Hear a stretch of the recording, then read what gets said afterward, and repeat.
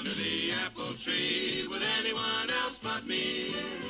Anyone else but me. With anyone else but me. No, no, no, don't sit under the apple tree with anyone else but me till I come marching home.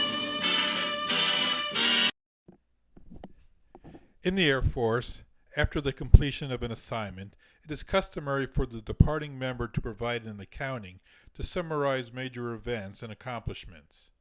In that same spirit, I am submitting my final end-of-tour report. I can't tell you that I had always wanted to join the military.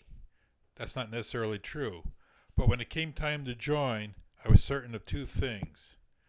I knew I wanted to join the Air Force, and I knew, no matter what I did, I wanted an opportunity to be able to make a difference. The year was 1978. That seems like such a long time ago now. Jimmy Carter was president, and the cost of living was much lower than today. And something significant happened in 1978. I enlisted in the United States Air Force in February of 1978. After 4 years of college and an empty duffel bag, I was ready to begin the adventure of a lifetime. You see, I had grown up in upstate New York and had spent most of my youth working at our local gas station, which incidentally was full service. There was no such thing as self-service back then. In fact, my first job out of college was at a gas station.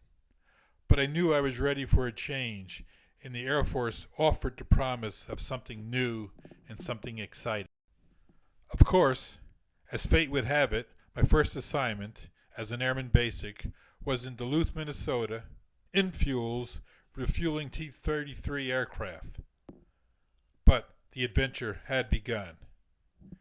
And don't worry, the picture of the fire was only a training exercise. Once in the Air Force, I knew I was ready to do more, and I was very eager to become an officer. It took 3 attempts to get into officer training school, but I finally made it. And to this day, I remember getting accepted into OTS as one of the happiest days of my life. My first assignment as a second lieutenant was at a Strategic Air Command base called Gibson Air Force Base in Bunker Hill, Indiana. There, I served as the base fuels management officer. 2 of my fondest memories at Grissom were running out of gasoline in my car on base, and that's something that a fuels officer must never do, run out of fuel. And I also remember leading a military formation at a Veterans Day parade in downtown Kokomo, Indiana.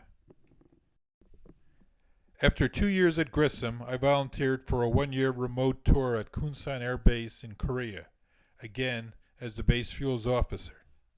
As a member of the Wolf Pack, I was continuously challenged. The 8th Tactical Fighter Wing was constantly refining its combat effectiveness since Kunsan was only about 100 miles from the enemy in North Korea. And as you can imagine, fuel support was a big part of combat readiness. With the election of Ronald Reagan, the military took on a new strength and a new direction. Air power also took on a new role, and the Air Force started making a real difference. Not only were world events changing, but my life was changing as well.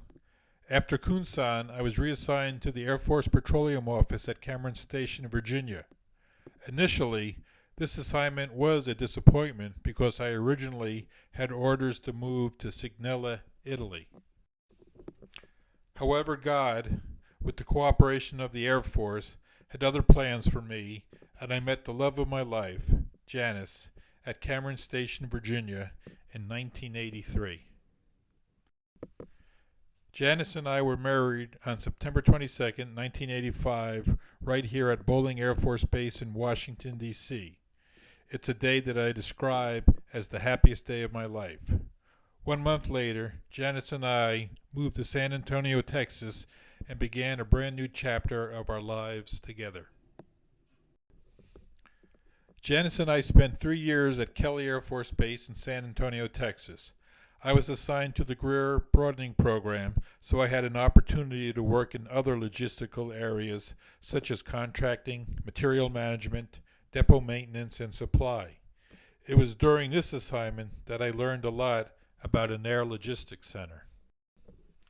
I also learned a lot about being a dad, for it was in San Antonio that Janice and I had our first child, Christina. Christina was born on August 10, 1987, at Wilford Hall Air Force Medical Center. I always describe the birth of my children as the third happiest day of my life. While my world was changing, the world around me was changing as well. George Bush defeated Michael Dukakis and became president in 1988. The next 4 years proved to be a very exciting time for the United States and for the Air Force. Air power proved to be a valuable instrument of national will, and the United States emerged as the world's sole superpower.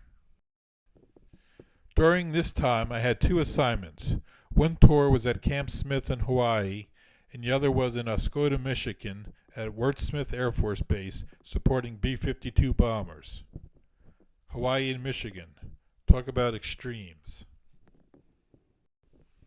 Of course, the highlight of this time was the birth of our second child, Billy.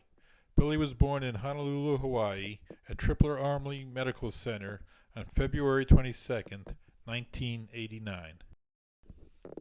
In 1992, Bill Clinton became president and served for 8 years. It was during this time that air power truly emerged and provided the shock and awe needed to ensure military success.